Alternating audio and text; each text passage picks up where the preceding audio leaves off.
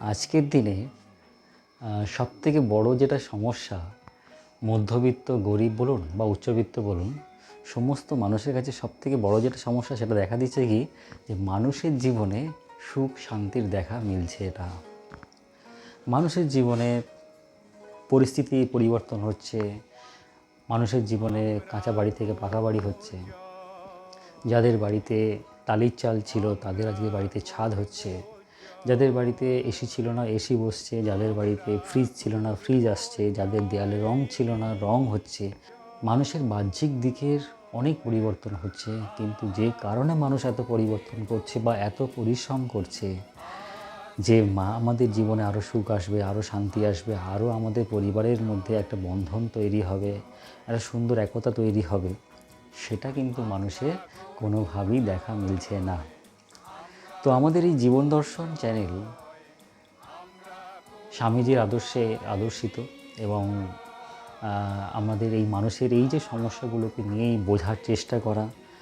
আজকের আমরা এবং যারা আমাদের দর্শক আছেন সবাই মিলে আমরা এটাই আলোচনা করতে চাই, এটা নিয়ে আমাদের চলার পথ, যে কিভাবে আমরা আমাদের জীবনকে সুখ শান্তিপূর্ণময় করতে পারি, আমাদের ছড়িয়ে ছিটিয়ে থাকা পরিবারের সমস্ত সদস্যগণকে আমরা একটা বন্ধনের মতো, একটা সুন্দর মালার মতো একটা সূত্রে গাঁথতে পারি। মানুষের জীবনে কিভাবে সুখ শান্তি বা সমস্যার সমাধান করে আমরা জীবনটাকে সুখের করতে পারি, সেই পথ, সেই আদর্শকে নিয়েই আমরা এগিয়ে চলেছি। সেটা যে জীবনকে জানি, জীবনকে বুঝি আর জীবনকে গড়ি।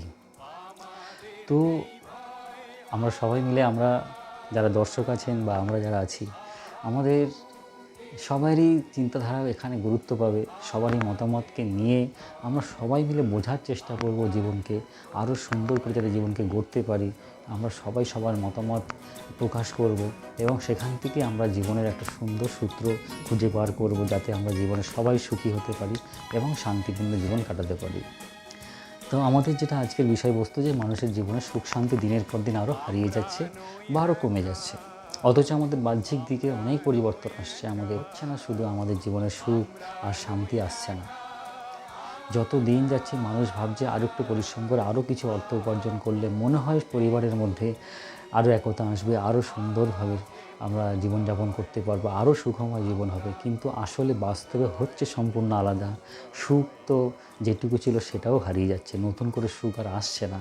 বরঞ্চ সেই মাটির দেওয়ালে, সেই গ্রাম্য জীবনে, সেই সাধারণ টালির চালে আমাদের যতটুকু সুখ ছিল, আজকের পাকা বাড়িতে হয়েও, মাথার উপরে ছাদ থেকেও সেই সুখটুকু আমাদের জীবন থেকে হারিয়ে যাচ্ছে।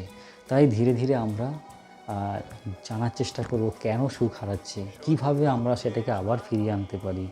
আমরা সবাই এখানে সেই বিষয়ে আলোচনা করব। এই জীবন দর্শন চ্যানেল হয়তো আজকে নতুন, কিন্তু আমরা অ্যাকচুয়ালি মানুষের সেবা বহু বছর ধরে করে আসছি।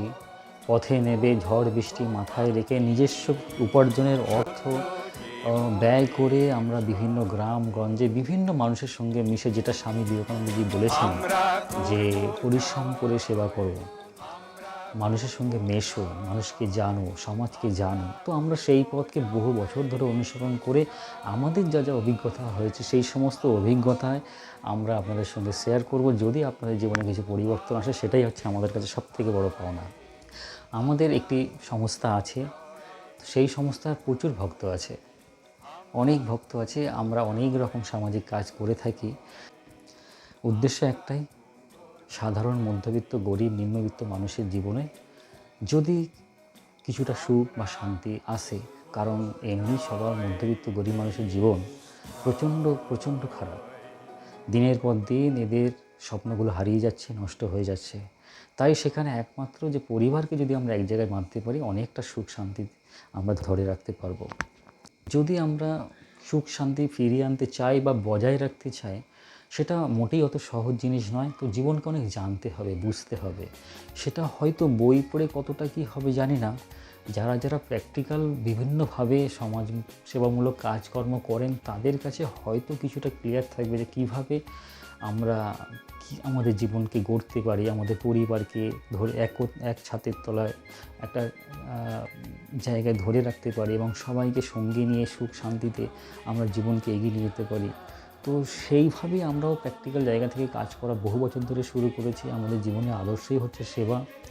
কারণ স্বামী বিবেকানন্দকে অনুসরণ করি মানে বুঝতেই পারছেন, উনি কোনোদিন আরামপ্রিয় জীবন আমাদেরকে বলেনি যে এক জায়গায় বসে তুমি মানুষকে বুঝতে পারবে, মানুষের সমস্যাকে জানতে পারবে, আর জীবনে সেই চরম জ্ঞান তুমি লাভ করবে, সেটা সম্ভবই নয়। সেটা স্বামীজিকে যতটুকু বুঝেছি আমরা।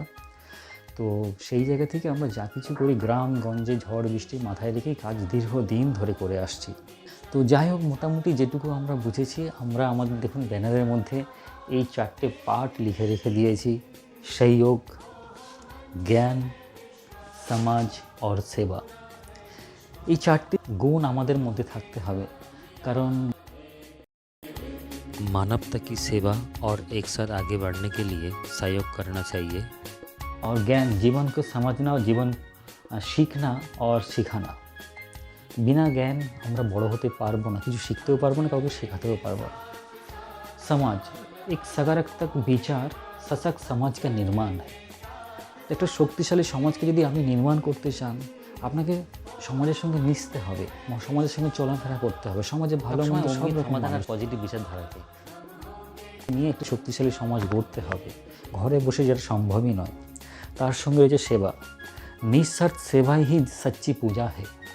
যদি নিঃস্বার্থ আমরা সেবা করতে পারি, সেটাই আমাদের কাছে সঠিক পূজা। এগুলোকে আমরা মানি, সেই মেনেই আমরা আমাদের কর্মজীবন বা আমাদের আদর্শকে সামনে রেখে, এই সব আদর্শকে সামনে রেখেই আমাদের পথ চলা। তো এই সব বিষয়গুলোকে নিয়ে বিস্তারিত আমরা আগামী ভিডিওগুলোতে আলোচনা করব। তবে এটুকু জেনে রাখুন, বিনা জ্ঞানে, বিনা সমাজের সঙ্গে চলাফেরা করে, বিনা সেবামূলক কাজ করে, আর বিনা সহায়তায় সন্তানকে যদি ভালো করে মানুষ করতে হয়, বা আমাদের পরিবারের বাবা মা স্ত্রী সন্তান সবাইকে নিয়ে আমাদের পরিবার, সবার মধ্যে শিক্ষা দিতে হবে কিভাবে পরিবার একসঙ্গে থাকা যায়। তো সব মিলিয়েই কিন্তু একটা সুন্দর জীবন আসবে। তবে সেগুলো ধীরে ধীরে আমরা বিস্তারিত আলোচনা করব। আজকের ভিডিওতে এইটুখানি, আগামী ভিডিওর জন্য ওয়েট করুন।